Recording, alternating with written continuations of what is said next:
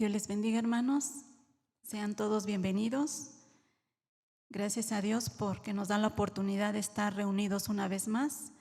Y también saludamos a los que están en casa, que se unen con nosotros, que el Señor les esté bendiciendo. ¿Qué les parece, hermanos, si oramos antes de iniciar? Vamos a inclinar nuestro rostro. Señor, en esta tarde le damos gracias, Padre, por su amor. Gracias, Señor, por su presencia en nuestras vidas. Gracias, Señor, porque es un privilegio, Señor, el poder cantarle. Gracias porque nos tiene una vez más unidos en este lugar para adorarle, para cantarle, para exaltarle, Señor. No hay nada más hermoso, Señor, que estar en su presencia. Pero en esta hora también, Señor, pedimos de su bendición, de su Espíritu Santo, para que sea usted quien nos esté dirigiendo en este momento de exponer su palabra, Señor. Que sea usted guiándonos, Padre, que sea usted quien realmente esté trabajando en nuestros corazones para poder recibir su palabra. Que sea usted, Señor, quien nos dirija en este momento. Queremos poner este tiempo en sus manos, Padre, y que su palabra, Señor, no vuelva vacía. Gracias le damos, oh Dios, en el nombre de Jesús. Amén. Yo quiero empezar, hermanos, con una frase de un autor. Y este autor dice: oh, ¿dónde hallaremos cristianos verdaderos en medio de tantos desórdenes anticristianos que abundan en todo lugar? Él se pregunta: ¿dónde hallaremos verdaderos cristianos? En este mundo lleno de maldad, ¿dónde habrá? Pero después él mismo dice: con seguridad se les puede llamar manada pequeña, así como Jesús les llamó. Y va a poner el ejemplo de dos profetas. Uno es Miqueas y el otro es Ezequiel, de lo que ellos estaban viviendo acerca de su pueblo, del pueblo de Dios. Y Miqueas dice: ay de mí, porque estoy como cuando han escogido los frutos del verano, como cuando han rebuscado después de la vendimia y no queda racimo para comer. Mi alma deseó los primeros frutos, faltó el misericordioso de la tierra, y ninguno hay recto entre los hombres. Todos acechan por sangre, cada cual, dice, su arma de red a su hermano. Y Ezequiel dice esto lo acabamos de meditar, y dice: y busqué entre ellos hombres que hiciesen vallado y que se pusiesen en la brecha delante de mí a favor de la tierra, para que yo no la destruyese, y no lo hallé. Y él termina diciendo: solo Dios sabe quiénes son y dónde están esos verdaderos cristianos, hermano. Dios sabe quiénes son y Él sabe dónde están. Pero estos profetas hablaban acerca de ese pueblo que se decía conocer a Dios. Y sin embargo, ambos dicen: no hay ningún recto, no hay quien se pare en la brecha. Vamos a Ezequiel capítulo 23, que es el pasaje que vamos a estar meditando el día de hoy, hermano. Es un pasaje que usted ya meditó o escuchó, ¿verdad? En el podcast o igual en las lecturas, pero es un pasaje que usted conoce. Tal vez haya algunos que aún todavía no conocen este pasaje, pero es muy relacionado al pasaje del capítulo 16 y del capítulo 20. ¿sí?, del libro de Ezequiel. Pero si nosotros vemos, también viene hablando de dos mujeres que Dios las tomó como su esposa, ¿verdad? ¿Y qué hacen estas mujeres? Nuevamente nos vuelve a decir que estas mujeres han fornicado. Pero sí hay algunas diferencias con el capítulo 16. Y vamos a ir viendo, hermanos, no vamos a ver todo el pasaje, pero porque quiero sacar algunas enseñanzas, o voy a decir 2 enseñanzas importantes que me parecieron en este pasaje. Dice el versículo 1, vamos a ir. Voy a ir explicando muy rápidamente, solamente para que podamos entender. Vino a mí palabra de Jehová diciendo, está diciendo aquí Ezequiel, hijo de hombre, hubo 2 mujeres, hijas de una madre, ¿sí? ¿Qué está mencionando aquí? Que las 2 son hijas de una sola madre. ¿Qué significa esto, hermanos? Significa que era un solo pueblo, ¿sí?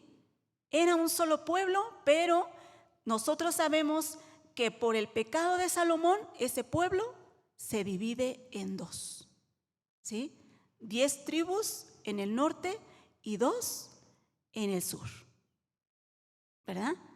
Entonces se refiere a esto, eran mujeres o eran hijas de una sola madre, o sea, era un solo pueblo, pero en el tiempo de Roboam, vamos a decirlo así, el hijo de Salomón, se divide el reino. Vamos en el versículo que sigue, versículo 3, las cuales fornicaron en Egipto, en su juventud fornicaron, allí fueron apretados sus pechos, allí fueron estrujados sus pechos virginales. ¿Qué está diciendo aquí, hermanos? Que estas mujeres fornicaron en Egipto, ¿sí? O sea, antes de que Dios las tomara como mujer, ellas ya eran mujeres prostitutas. Ellas ya habían perdido su virginidad, dice así. ¿Sí? Y dice el verso 4, y se llamaba la mayor Ahola y su hermana Aholiba, las cuales llegaron a ser mías. Entonces aquí es cuando Dios las toma como su esposa. Y dice, y dieron a luz hijos e hijas, y se llamaron las mujeres Samaria, Ahola, y Jerusalén, Aholiba. ¿Sí? Vemos que estaba usando una alegoría, y hasta aquí nos aclara quiénes son estas 2 mujeres. ¿Sí? No hay duda que es Samaria y que es Jerusalén. ¿Sí? Este pueblo de Dios. Hermanos, pero si nosotros lo pensamos, como nos viene diciendo la Biblia, nos está diciendo que Dios se casó con una mujer prostituta, con una mujer que había perdido su virginidad. ¿Usted se imagina esto? Pero esto es así, hermanos. Esto es así. Nosotros estábamos de la misma manera. Creíamos en otros dioses antes de creer en Jesús, ¿verdad? Sí. Entonces, éramos de la misma manera que este pueblo. Nos prostituíamos con otros dioses. Perdimos nuestra virginidad. ¿Qué es esto, hermanos? Nuestra pureza. No éramos limpios. Estábamos llenos de pecado. Y Dios nos recogió de esta manera, así como su pueblo. No éramos personas buenas, hermanos, y por eso Dios nos escogió.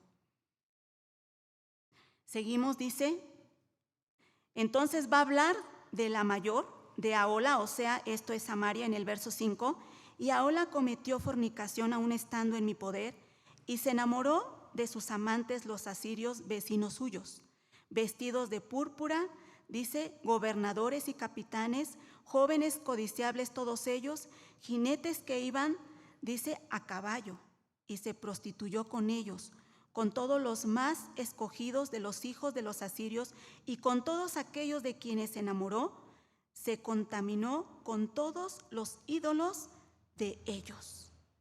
Y dice el verso 8, y no dejó sus fornicaciones de Egipto, porque con ellas echaron en su juventud y ellos comprimieron sus pechos virginales y derramaron sobre ella su fornicación. Hermanos, esto es la diferencia con el capítulo 16. Con el capítulo 16, cuando habla de esta mujer, habla más acerca de la idolatría, o sea, de la religión. Pero aquí es más un sistema político en el que este pueblo está haciendo alianzas con otras naciones. ¿Por qué? Nos habla de sus jinetes, de sus caballos, de sus gobernantes. Entonces el sentido que le quiere dar es diferente. Pero hermanos, la política y la religión, en verdad que no pueden estar juntas. El hombre se corrompe. Pero esto lo voy a explicar de otra manera, un poquito más adelante. Y nos vamos a ir hasta el verso 11 y nos va a decir que su hermana, Aholiba, ¿quién es esta? Jerusalén. ¿Qué hizo, hermanos? Hizo lo mismo que ella. Dice que no aprendió, sino al contrario, hizo peor. Pero nos dice el verso 12 que también ésta se enamoró de los hijos de los asirios, sus vecinos, gobernadores, capitanes, vestidos de ropas y armas excelentes, jinetes que iban a caballo, todos ellos jóvenes codiciables. Y no solo esto, sino también nos va a decir que también se enamoró de quienes, de los de Babilonia. Esta dice que hizo peor. Pero yo solo quiero ir a los versos finales, hermanos. Dice el verso 19 y dice, aún multiplicó sus fornicaciones, trayendo a memoria los días de su juventud, en los cuales había fornicado, dice fornicado en la tierra de Egipto. Y el verso 21, así trajiste de nuevo a la memoria la lujuria de tu juventud, cuando los egipcios comprimieron, dice, tus pechos, los pechos de tu juventud. ¿Qué nos está diciendo este pasaje, hermanos? Hay algo que se repite en constante, dos cosas, y son las que yo quiero ver en esta hora. Una, que ellos no olvidaron lo que ellos hicieron en Egipto. Una y otra vez nos menciona esto. No olvidaron sus fornicaciones de Egipto. Y otra es que ellos se fijaron en sus ejércitos, en sus gobernantes y en sus caballos. Esto lo menciona que lo hicieron las dos mujeres, tanto Samaria y Jerusalén.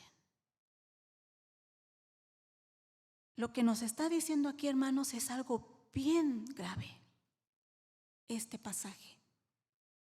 Y lo voy a explicar de esta manera. Hermanos,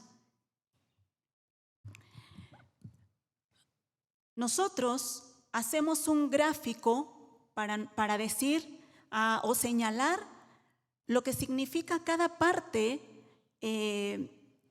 donde estuvo el pueblo de Israel, ¿sí? Egipto, desierto y Canaán, ¿sí? Son tres lugares donde Dios saca a su pueblo de Egipto, lo lleva al desierto para introducirlo ¿a dónde? A la tierra de Canaán. Pero nosotros a cada una de estas partes le damos un significado, ¿verdad? Porque la Biblia lo menciona de esta manera, ¿sí? Hermanos, ¿qué representa Egipto? El mundo, ¿sí? El mundo.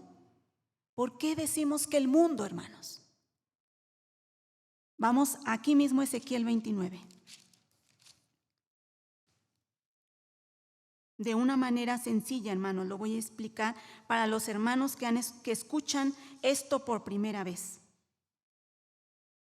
29, 3. Miren lo que dice aquí. Habla y di, así ha dicho Jehová el Señor, he aquí yo estoy contra ti, Faraón, rey de Egipto, el gran dragón que yace en medio de sus ríos, y el cual dijo, mío es el Nilo, pues yo lo hice. Nos vamos a saltar hasta el versículo 9. Y la tierra de Egipto será asolada y desierta, y sabrán que yo soy Jehová, por cuanto dijo, el Nilo es mío, y yo lo hice. ¿Qué era lo que decía Faraón, rey de Egipto? Mío es el Nilo, pues yo lo hice. O sea, él se creía ¿quién? Dios. ¿Sí? Dios, está creyendo Dios, este Faraón, rey de Egipto. Entonces, en realidad, hermanos, ¿cómo es Egipto? Como este mundo, lleno de pecado. ¿Sí? Creyéndose este mundo dioses en realidad. Ellos mismos gobernando su propia vida. ¿No es así? Sí. Y entonces la Biblia nos menciona que ellos cruzan el mar y van al desierto. ¿Este desierto qué es, hermanos? La iglesia. Está representando la iglesia, hermanos. ¿Por qué decimos esto? Vamos a Hechos 7, en la predicación de Esteban. 38, y dice así, este es aquel Moisés que estuvo en la congregación en el desierto, con el ángel que le hablaba, dice, en el monte Sinaí, y con nuestros padres, y que se recibió palabra de vida para darnos. ¿Qué está diciendo al principio, hermanos? Este es aquel Moisés que estuvo en la congregación, ¿dónde? En el desierto. O sea, está diciendo que este pueblo era una congregación. ¿Y dónde estaba? En el desierto. ¿Sí? Entonces, hermanos, ¿nosotros qué somos? Iglesia. ¿No es una congregación? Sí. Por eso decimos que el desierto representa la iglesia. Y por último, hermanos, la tierra de Canaán. ¿Qué representa la tierra de Canaán? Es ese reino de Dios. Pero de dos maneras, hermanos. Ese reino de Dios lo podemos ver de dos maneras. Uno, ese reino consumado, o sea, donde vamos a ir. Pero otro, ese reino presente ahora, donde nosotros estamos. ¿Sí, hermanos? ¿Por qué digo esto? Voy a mencionar solamente un pasaje que usted ya conoce, que es en Hebreos capítulo 11, versículo 8 al 10, acerca de la vida de Abraham. Hermanos, ¿qué nos dice la Biblia de la vida de Abraham? ¿Que él vivió dónde? ¿En tiendas? ¿Verdad? Sí. ¿Por qué, hermanos? Porque él esperaba ¿qué? Algo mejor, una patria mejor, cuyo constructor, ¿quién es? Dios. O sea, ¿qué está diciendo? Dios llevó a Abraham a Canaán. Abraham no sabía y no entendía el propósito por el cual Dios lo había llevado ahí, hermanos. ¿Por qué? Porque donde Abraham estuvo, donde él vivía, era una tierra próspera. Donde él llegó a Harán, era la ciudad en ese momento la más próspera. Y cuando él llega a Canaán y ve que es una tierra difícil, para sembrar, Abraham dijo, ¿por qué Dios me trajo aquí? ¿Por qué? Si esta tierra no se puede sembrar, no hay lluvia. Pero Abraham entendió, no es esta tierra la que Dios me quiere dar. No es aquí, no es en Canaán, sino es algo celestial. ¿Sí?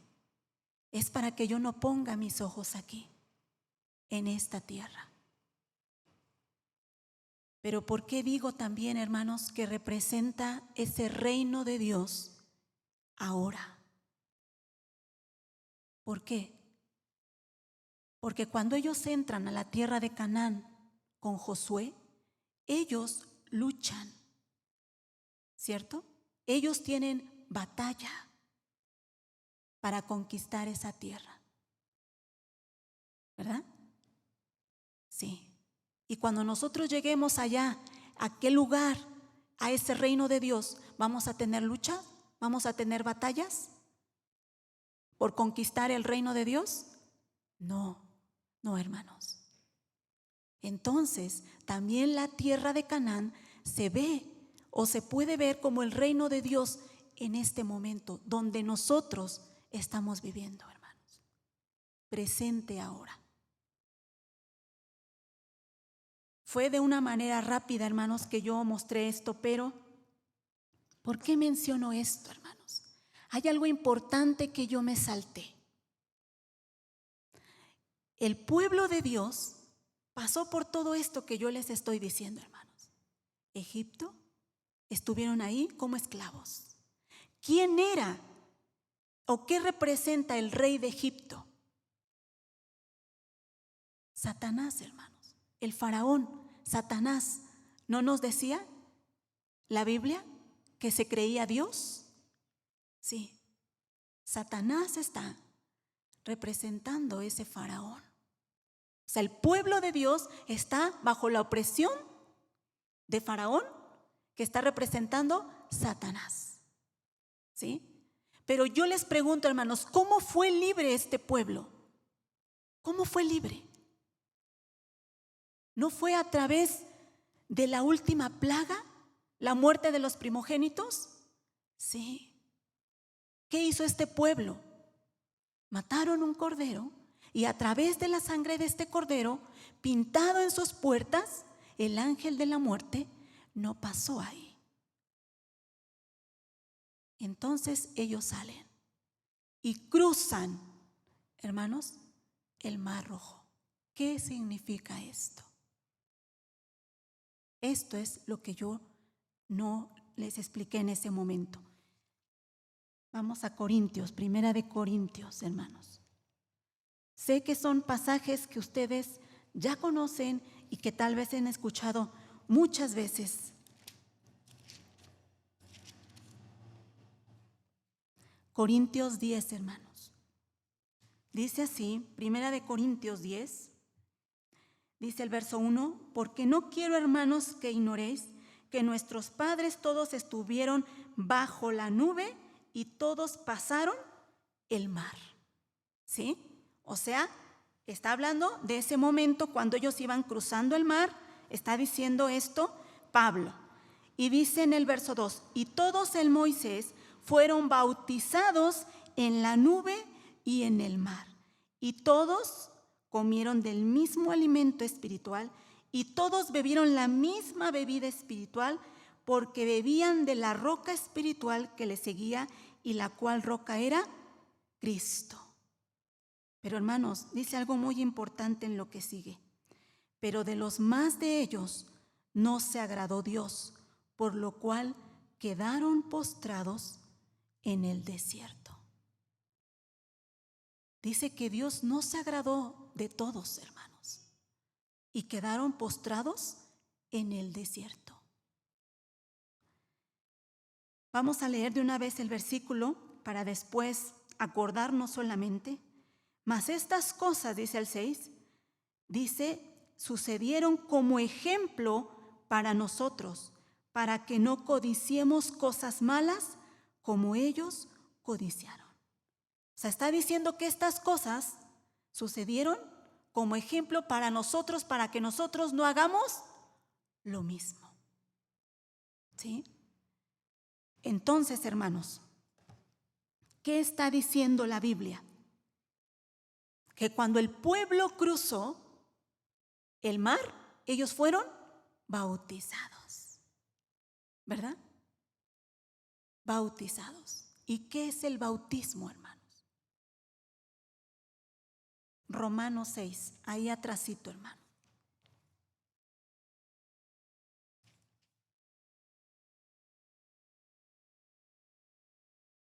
Versículo 3.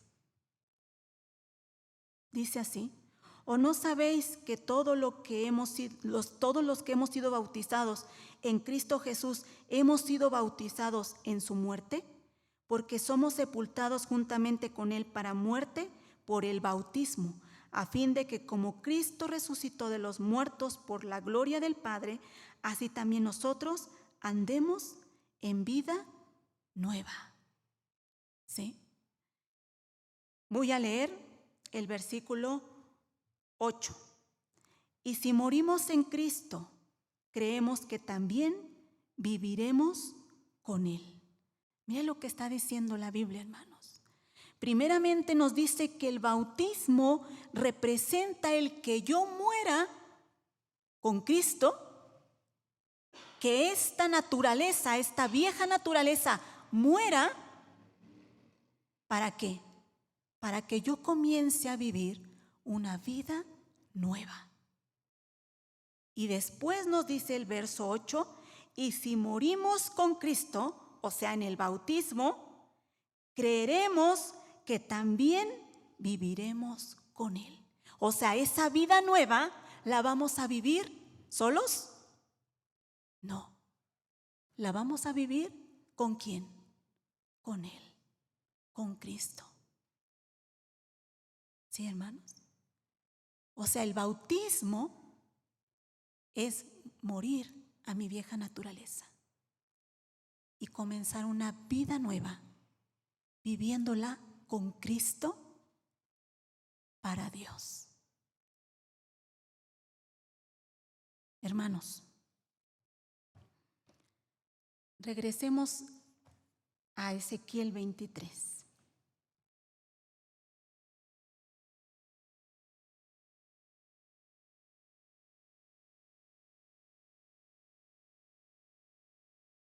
El versículo 3 nos dice que ellos fornicaron desde que estaban en Egipto. Nos dijo el verso 3. El versículo 8 nos vuelve a decir, y no dejó sus fornicaciones de Egipto, porque con ellas se echaron en su juventud. O sea, recuerda una y otra vez que Egipto, hermanos, nos dice el versículo 19 que también leímos, aún multiplicó sus fornicaciones, trayendo en memoria los días de su juventud, en los cuales había fornicado en la tierra de Egipto. Y nuevamente el 21, así trajiste de nuevo a tu memoria la lujuria de tu juventud. Nuevamente lo vuelve a decir. Hermanos, ¿qué significa esto? ¿Qué significa esto? Este pueblo había sido rescatado de Egipto. Dijimos, ellos salieron por la sangre de un cordero. Ellos cruzaron el mar, o sea, ellos fueron bautizados en la nube y en el mar. Pero ¿qué es el bautismo, hermanos? Ellos tenían que empezar a vivir una vida nueva, olvidarse de lo que ellos habían hecho en Egipto. ¿Sí? Ellos tenían que olvidarse. ¿Por qué? Porque era una vida nueva, lo que ellos tenían que empezar a vivir con ese Dios que los había sacado de Egipto. ¿Y ellos lo hicieron, hermanos? No. No, hermanos. Hermanos, les dije que lo que estábamos viendo aquí era algo muy grave. ¿Por qué? Porque Dios hizo lo mismo con nosotros. Nos está diciendo, Dios nos rescató por medio de su Hijo. Tal vez hemos sido bautizados. Estamos en una iglesia, así como ellos en el desierto. Estamos ya en la iglesia. Pero puede ser que nuestra mente, que nuestros pensamientos constantemente están ¿en dónde, hermanos? En el mundo, en este mundo.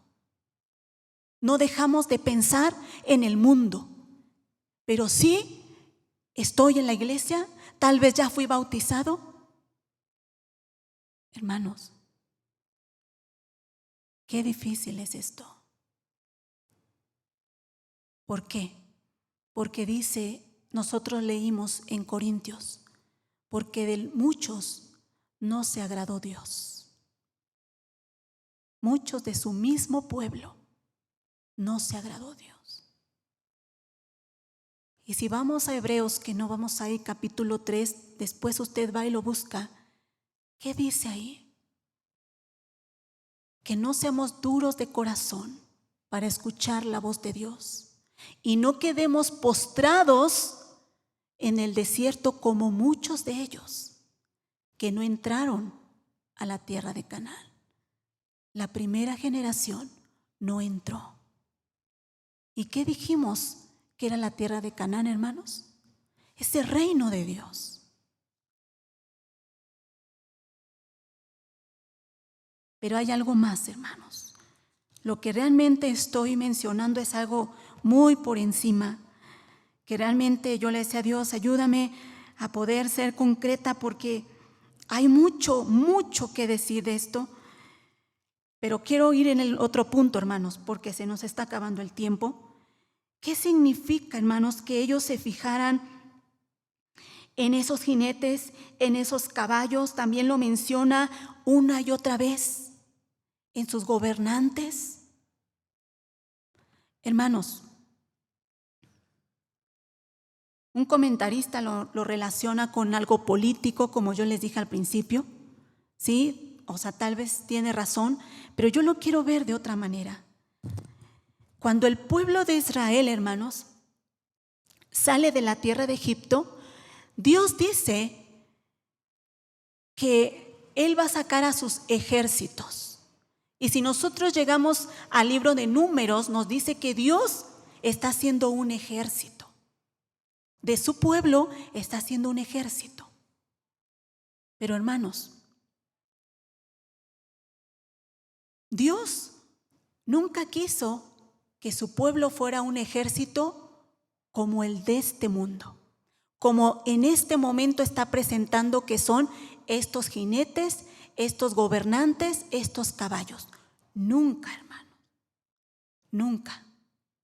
De hecho, hermanos, ¿ellos pelearon para salir de Egipto? No, no, hermanos. De hecho, cuando ellos van a ver esa tierra de Canaán, ellos van los 2 espías a ver cómo estaba esa tierra de Canaán, que ellos llegan y dicen, son gigantes. Nosotros somos como langostas, ellos son unos gigantes. Pero en realidad, hermanos, esto era verdad, lo que ellos estaban diciendo. ¿Por qué? Ellos estaban viendo la realidad. Porque ellos nunca fueron, nunca tuvieron que pelear, nunca tuvieron luchas ni guerras. Ellos siempre fueron esclavos.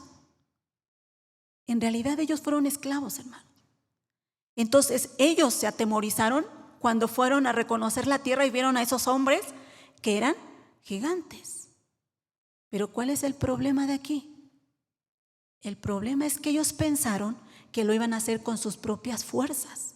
Ellos se habían olvidado de lo que Dios, cómo Dios los había sacado de Egipto. Y también quiero poner de ejemplo, hermanos, cómo conquistaron Canaán. ¿No lo conquistaron solamente dando vueltas? ¿Sí? ¿O tuvieron que entrenar un gran ejército? No, hermanos. Vamos a Josué 1, hermanos.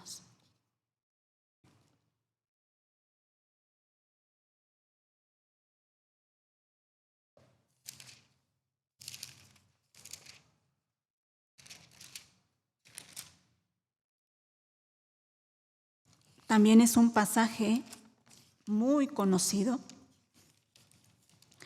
Dice así, Josué 1,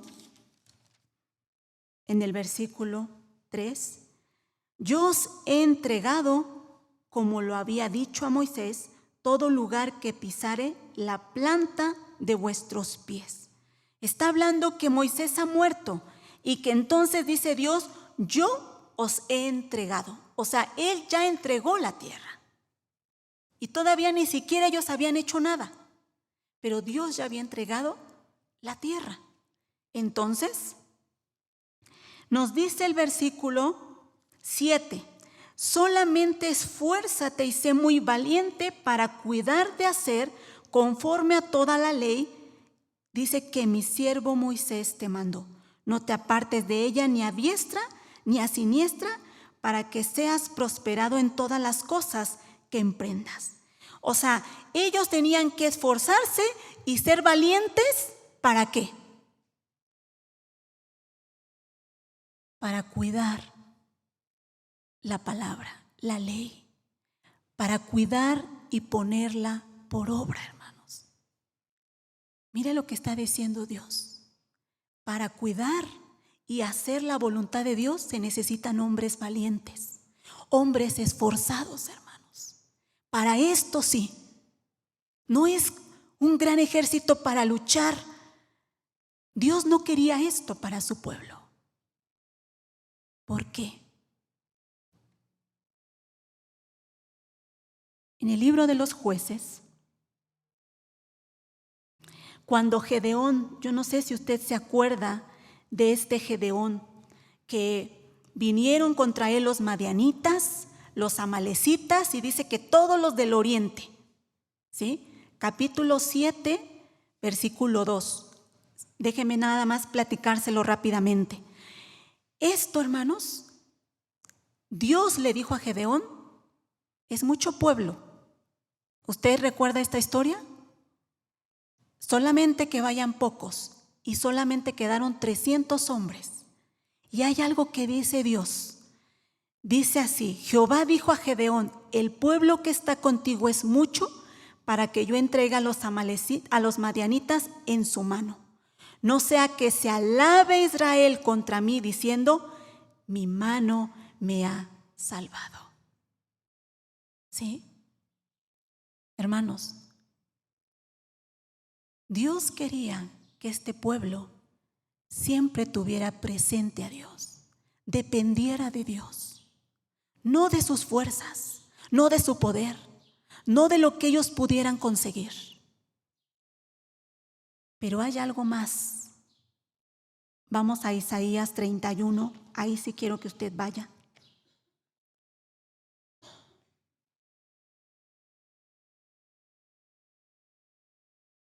Dice así el 31, 1 y después el 3. Hay de los que descienden a Egipto por ayuda y confían en caballos y su esperanza ponen en carros porque son muchos y en jinetes porque son valientes y no miran al Santo de Israel ni buscan a Jehová. Mire lo que está diciendo. Aquellos que confían en caballos y que ponen su esperanza en los carros y en sus jinetes porque son muchos y son valientes, ¿qué va a provocar esto? Que no miren al Santo de Israel ni busquen, dice, a Jehová. Pero hay algo peor, dice el 3. Y los egipcios hombres son y no Dios, y sus caballos carne y no espíritu. De manera que al extender Jehová su mano, caerá el ayudador y caerá el ayudado, y todos ellos desfallecerán a una. Mire lo que está diciendo. O sea, ¿cómo se creían los egipcios? ¿Qué está diciendo aquí? Los egipcios hombres son y no Dios.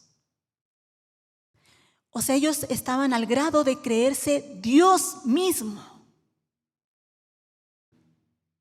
¿Por qué? Porque confiaban en su poder, confiaban en sus fuerzas. Y Dios no quería esto para su pueblo. Por eso, Israel, ¿qué le atrajo de las otras naciones, hermanos? Sus caballos, sus jinetes. ¿Por qué? Porque son como Dios. O sea, pueden hacer lo que ellos quieren. Esto era el peligro. Por eso Dios nunca los levantó como un gran ejército. Un gran ejército sí, de la manera que ahorita yo les voy a decir, hermanos. Pero hubo un rey que hasta descendió a Egipto por caballos y carros. Este fue Salomón. Cuando Dios había dicho, no. ¿Por qué? Porque eso corrompe al hombre. ¿Y lo hizo? Sí, hermanos. Sí.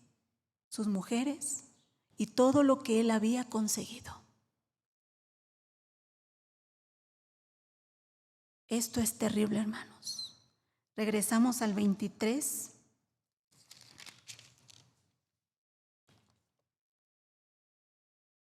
...35 de Ezequiel.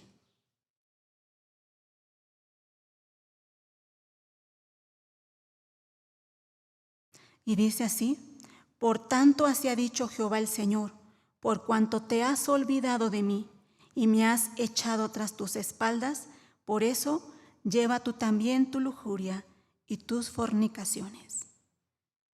Hermanos, porque este pueblo se fijó en esos caballos, puso su confianza en sus jinetes, en sus gobernantes, ¿qué hicieron con Dios, hermanos? Se olvidaron de mí, dice. Me echaron tras sus espaldas. Esto es lo que Dios no quería.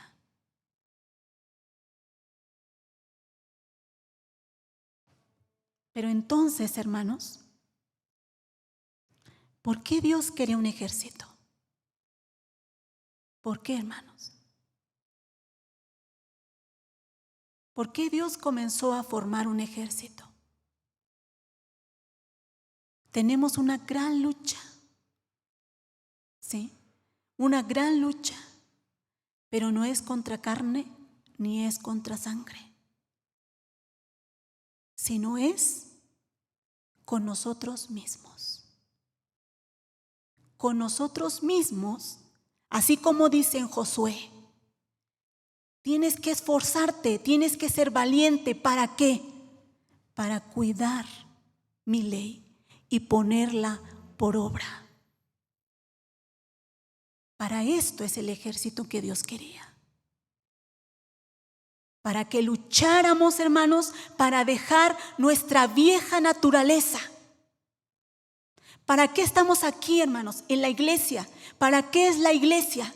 Para que nos ayude a dejar nuestra vieja naturaleza.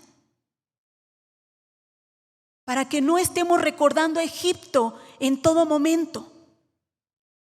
Para eso es la iglesia. ¿Sí, hermanos? Pero somos un ejército, hermanos, que tenemos que luchar. ¿Con quién? Con nosotros mismos. ¿Para qué? Para no ser como los de afuera. Israel tenía que luchar con ellos mismos cuando entró a la tierra de Canaán para no ser como los de Canaán. Y de la misma manera nosotros, hermanos, tenemos que luchar con nosotros mismos. ¿Para qué? Para vencer mi yo. La iglesia es para esto, hermanos. Y nos provee de muchas cosas. ¿No es cierto? Sí, hermanos, pero muchas veces nos resistimos.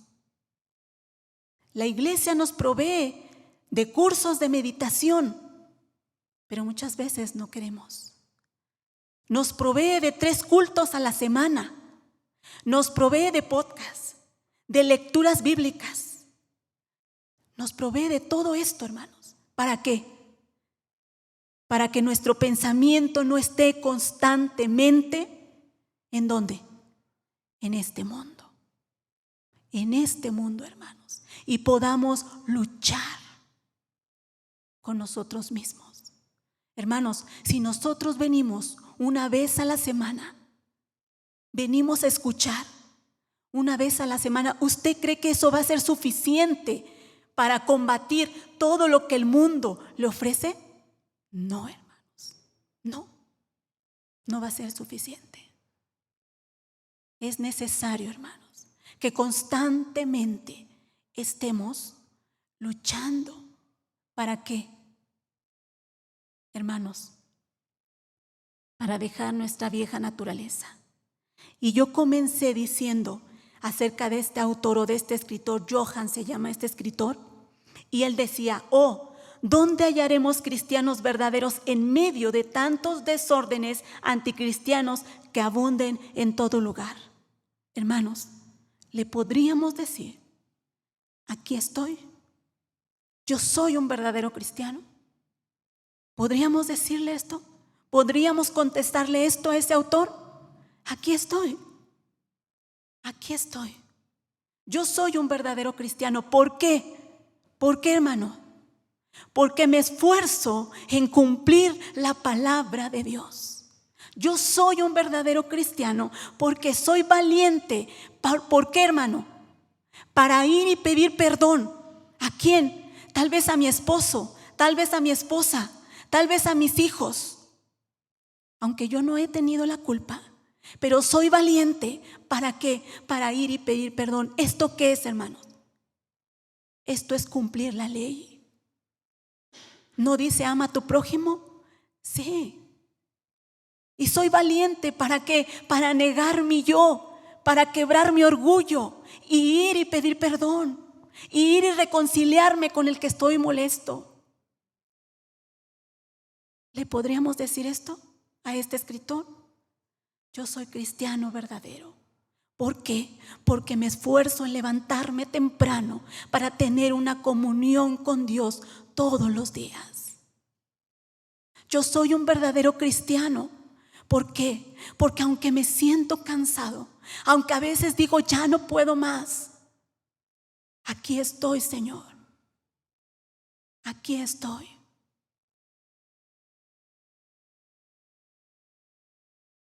Hermanos,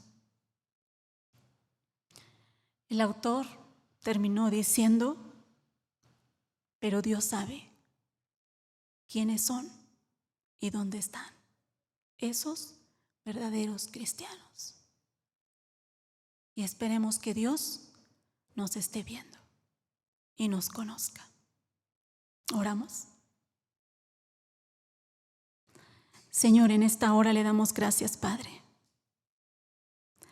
Gracias, Señor, porque sabemos que no somos nosotros, Señor, sino es su Espíritu Santo que nos ayuda a vivir una vida en fe, una vida creyendo en nuestro Dios, confiando en Él, dejando nuestra vida pasada, cada día renunciando a nuestra vida pasada, dejando nuestra vieja naturaleza para ser unos verdaderos cristianos. Solamente el que ha dejado esa vieja naturaleza, el que ha muerto con Cristo en el bautismo y ha comenzado a vivir una vida nueva, se le puede llamar un verdadero cristiano. Queremos ser esos cristianos, esos verdaderos cristianos, Señor, que se esfuercen, que sean valientes por cumplir tu palabra. Ayúdanos, Señor, a que cada día podamos hacerlo, Señor. Podamos negar nuestro yo y realmente vivir la vida cristiana que tú quieres que vivamos y no ser como este pueblo de Israel que constantemente recordaba el mundo, que constantemente se fijaba en el poder de este mundo. Perdónanos, Señor. Perdónanos, Padre, si hemos estado de esta manera, pero ayúdanos a renunciar y a decir: yo quiero ser un verdadero cristiano para ti. Gracias, en el nombre de Jesús. Amén. Dios les bendiga, hermanos.